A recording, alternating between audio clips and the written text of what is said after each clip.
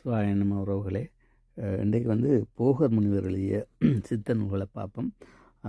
ஏற்கனவே கூறின மாதிரி போகருக்கு குரு திருமூலரும் காலங்கிநாதரும். காலங்கிநாதருக்கு குரு திருமூலர், திருமூலருக்கு குரு நந்தியம்பெருமான், நந்தியம்பெருமானுக்கு குரு சிவபெருமான் ஈசன். அப்போ அந்த வகையில் போகர் பெருமான் எழுதிய சில நூல்களை பாருங்க. இது போகர் ஞானசூத்திரம் 100 சமாதி தீட்ச ஞான பூஜா விதி, எப்படி சமாதி தீட்சை சமாதி அடைகிறது என்றதை பற்றி இந்த நூல்.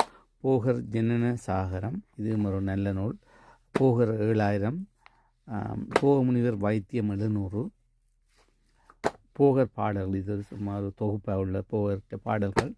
போகமுனிவற்ற வைத்திய காவியம் 1000, போகமுனிவற்ற சரக்கு வைப்பு 800, போகர் நிகண்டு 1200. நீங்கள் சித்த நூலை படிக்கிறண்டா அந்த போகற்ற பாடல்கள் படிக்க போகிறீங்கண்டா அவற்றை நிகண்டு, இதுதான் அகராதி. இதெல்லாம் சில பாடல்களுக்கு அதன் உள்ளர்த்தம் இருக்கும். வெளியில் அந்த பாடலில் ஒரு பேர் இருக்கும், ஆனால் அந்த பேருக்கு உண்மையான அர்த்தம் இந்த நிகண்டுலாம் இருக்கும். அதால் இந்த நிகண்டு இல்லாமல் இந்த நூல்களை படிச்சிங்கன்னா சிலது உங்களுக்கு மாறி விளங்கிடுவீங்க, புரியாமல் போயிடும். போகர் கற்கடை நிகண்டு 500, போகர் மலைவாகடம். மற்றது போகமுனிவற்ற பஞ்ச பட்சி சாத்திரம்,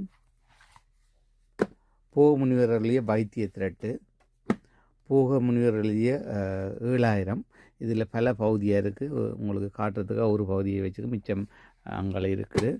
இதில் கொஞ்சம் பகுதிகள் இருக்குது இந்த போகர் 7000. போகமுனிவற்ற வர்மசூத்திரம், வர்மக்கலை. இந்த வர்மக்கலை தமிழற்ற கலை. நாங்கள் அதை இப்போது பாவியாமல் அழிய விட்டுருக்கிறோம்.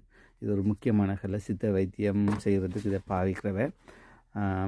போகமுனிவற்ற வர்மசூத்திரம், போகர் கற்கடை நிகண்டு 500, இது போகர் 7000 ஒவ்வொரு பகுதிகள்.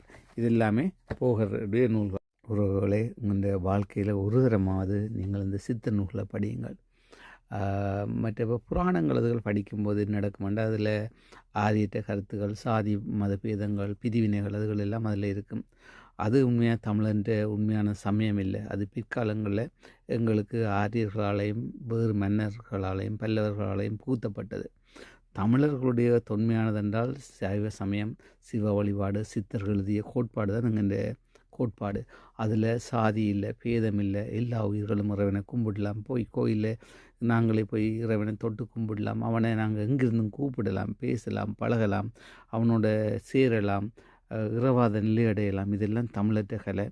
பின்னுக்கு வந்த கோட்பாடுகளும் எங்கள் தமிழ் இனத்துக்குள்ளே புகுந்து எங்கள் தொன்மைகளை அழிக்க நாங்களும் துணை போகாமல்